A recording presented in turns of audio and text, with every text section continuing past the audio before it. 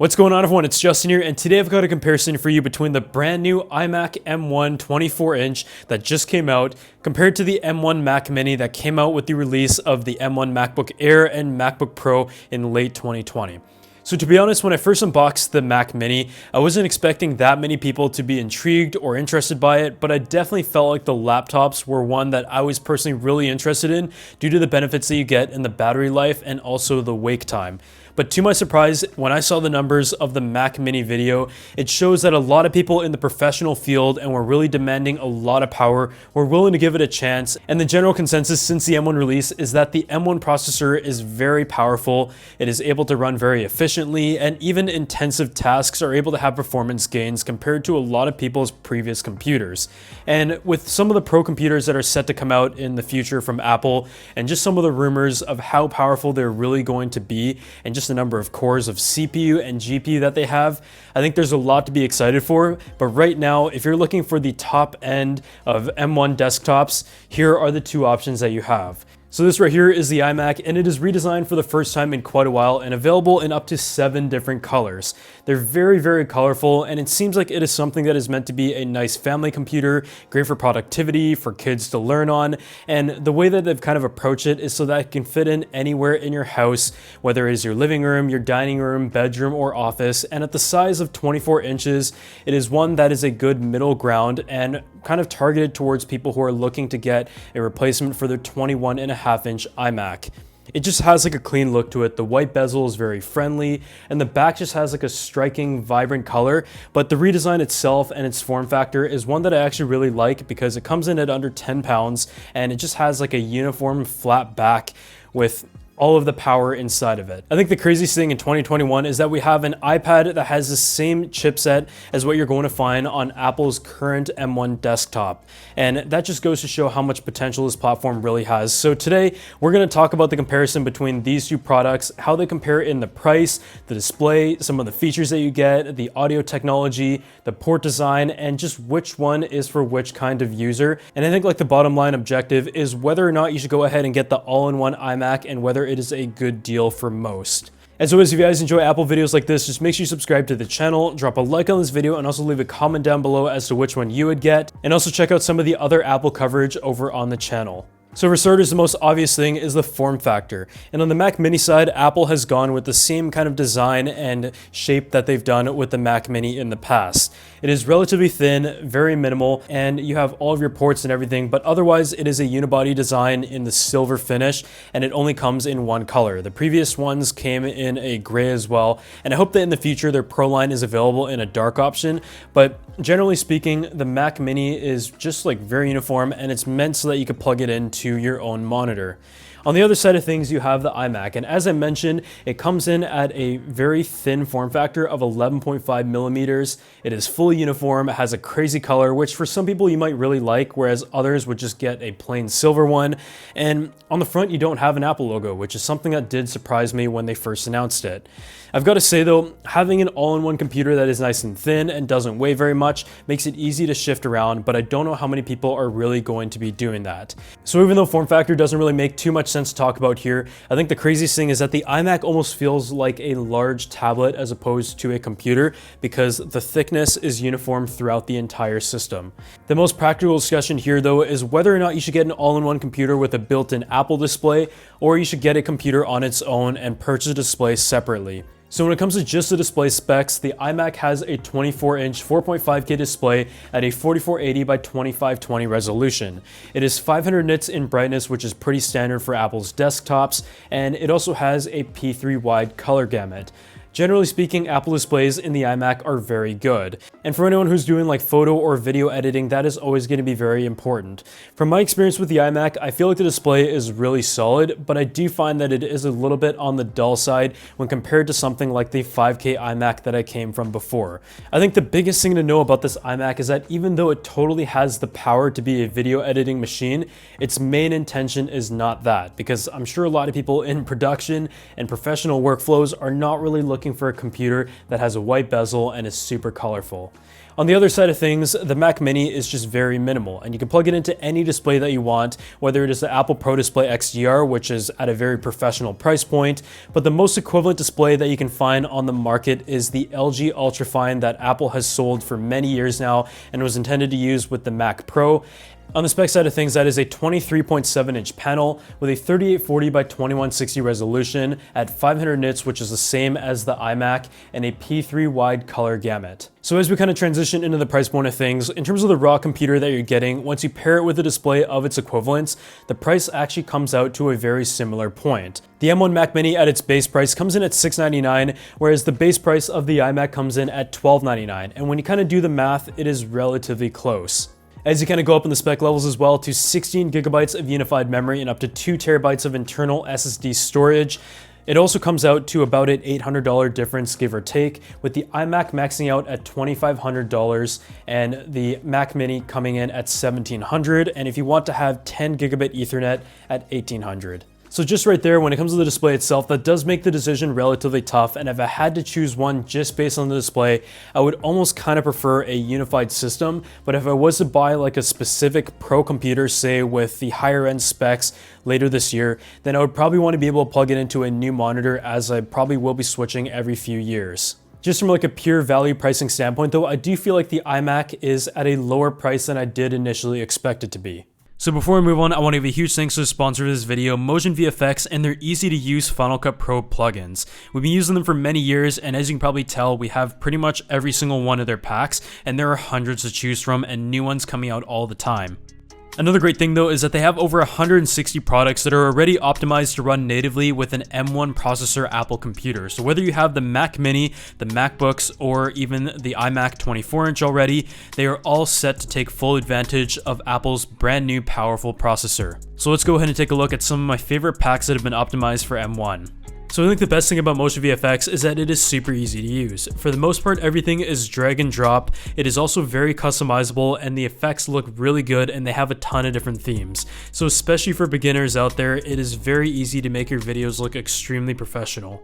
So the M-Channel Modern Pack that we're going to be talking about has a combination of lower thirds, titles, text, as well as social elements, and this bundle in total comes with 50 effects, which is a great value.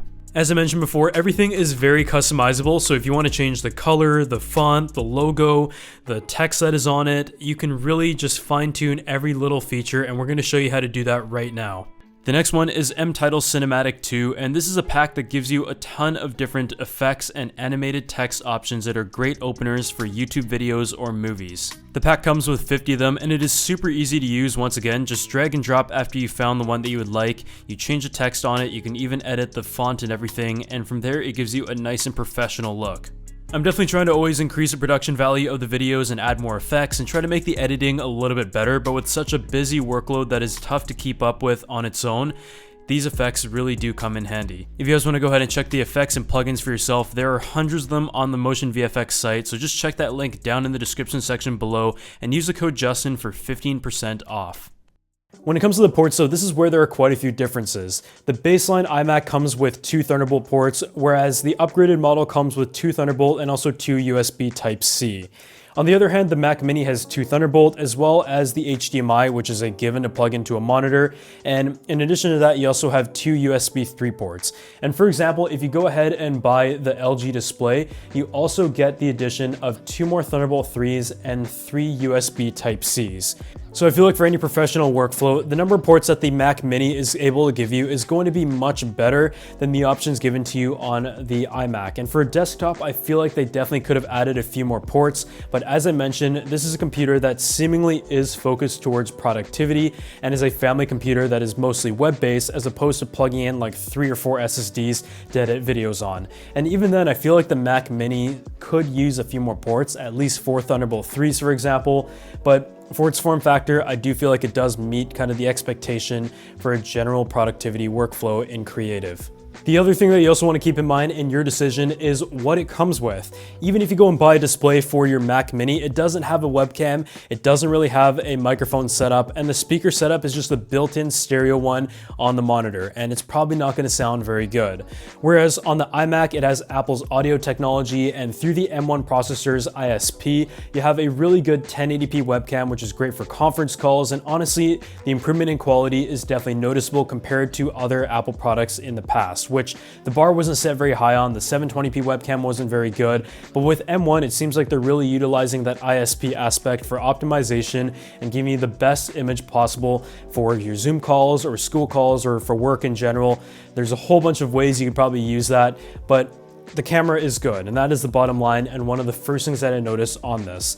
The microphone is also no slouch. It is a 3 mic array setup, and it has a beamforming technology to find where you are and kind of ensure that you're always in the middle of the sound stream to give you the best audio quality as well. So here's a built-in camera test on the iMac 24-inch, and I've got to say it is really, really good. And if you're doing like conference calls for work or for school, it has great image quality. It is a 1080p resolution, which is the improved sensor that we saw on some of the iMacs last year.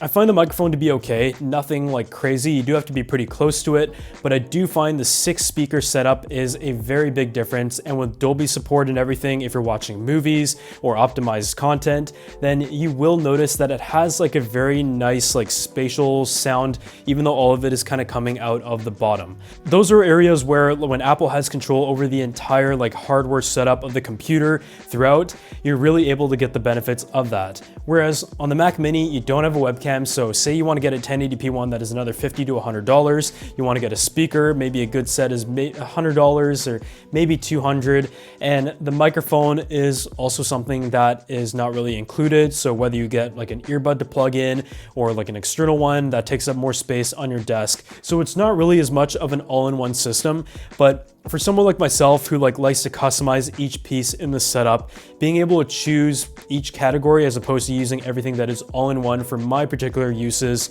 I do like that flexibility, but I also feel like the amount of power and value that you get in the iMac just makes a lot of sense as well, and I plan to use this a lot for work. The other thing to also keep in mind is that you get a keyboard and a mouse with the iMac, and it isn't just like a random Magic Keyboard, it is a color matching one with Touch ID, which is great to see because it enables you to log in and pay much faster. So it's nice that they added that, but honestly, this mouse is like hopefully pretty much free because it's still not good and it still charges from the bottom, so I don't really care too much about that.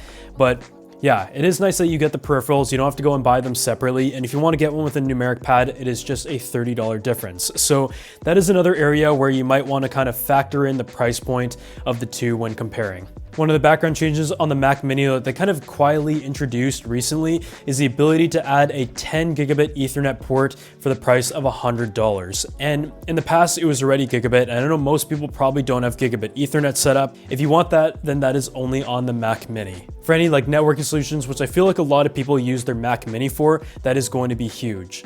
So now let's go ahead and talk about some of the benchmarks. And although both of these have the exact same M1 processor with the option of getting it in an 8 or 16 gig unified memory, I'm kind of curious of the thermals because the base model of the iMac has a single fan setup with a single heatsink, whereas the upgraded model with the 8-core GPU and CPU has a 2-fan setup. So just based on the Geekbench scores, they are pretty much exactly the same, and that was as expected. About 1700 on the single core and around 7500 on the multi-core. When it comes to the 3D Mark Wildlife benchmark graphics test, the iMac and the Mac Mini was once again really close. The iMac got 4798 on the overall and 28.7 frames per second, whereas the Mac Mini got 4843 at about 29 frames per second. So you're not going to notice a difference in that at all. The boot up time of the M1 Mac Mini and the iMac 24-inch was also pretty much the same at just around 14 seconds. And when it came to Lightroom export RAW to JPEG of 50 photos, the M1 iMac was able to import in 6 seconds and paste in just about 11 seconds, whereas the M1 Mac Mini was able to import in 5 seconds and paste in just under 11 seconds. So once again, there's pretty much no difference there as well. And when it came to Final Cut Pro video export test with a 3-minute clip at ProRes 4K, the M1 Mac Mini was able to do it in 49.33 seconds, whereas the M1 iMac was just about 2 seconds behind at 47 seconds. So obviously when it comes to video editing, which is my field and the reason why we talk about it the most, it's just one that I'm familiar with, the M1 Mac Mini definitely impressed me from the start. The day we got it in, I really didn't know what to expect from the M1 lineup. It was completely new to me. There were no benchmarks online or any tests. As soon as I started video editing and cutting the same clips that I do on a $20,000 Mac Pro, I noticed that it was buttery smooth and overall able to handle very well. The iMac, on the other hand, we knew was going to have very good power and was going to be capable of video editing after using the Mac Mini, but I did kind of wonder where are the thermals going to be, or whether or not the computer was really able to breathe properly, because I don't really see any holes anywhere. I thought they were going to have like a bit of a cheese grater design that you see on the XDR display, but in fact, when you look at the back, there's just like a flat piece of metal, and I was just wondering like how exactly are the thermals going to work? And it seems like from video editing, it is able to handle quite nicely, and if you're editing like 4K or 1080p, it should fly through it, especially in Apple's own software like Final Cut Pro. So at the end of the day, which one should you buy? And for the most part, I feel like having the flexibility of going with a Mac Mini, having the additional ports and stuff is always nice, but it's also a really tough decision because Apple has priced the iMac very, very well for what you're also going to get. There's the webcam built in, the great audio technology, the optimizations in the display, being an all-in-one unit, and just feeling like a large tablet and everything. And if you like the colors, that is also a huge plus.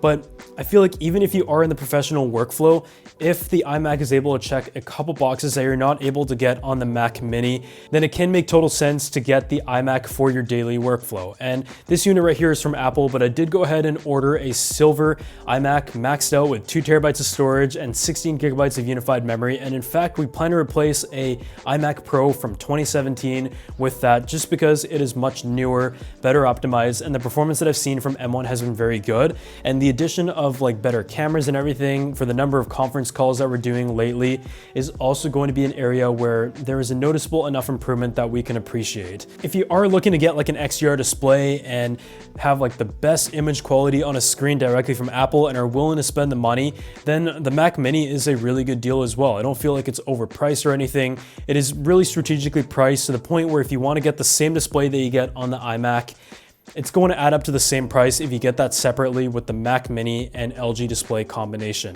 The other thing that is also really tough though is that Apple is said to make some great Pro computers this year, and with like supply constraints, the dates of that have really been thrown around, whether it is going to be like mid or late in the year. But I'm so excited for that because I've seen some of the specs that have been thrown around of like 128 core, 32 and 64 core or whatever that is, and that all sounds absolutely insane because just based on what we're getting right now, it should really take things to the next level and hopefully get rid of all the workflow issues that we have right now. If you guys enjoyed this video, make sure you drop a like, subscribe to the channel, and let me know which one you would go ahead and buy. But as you can tell, I'm really impressed by the iMac. I wouldn't say I'm like the biggest fan of the design. I think it looks kind of funny. As like a workhorse alone, I feel like they've done a really good job, and it really just has me excited for the future of Apple computers. I'll see you guys in the next video.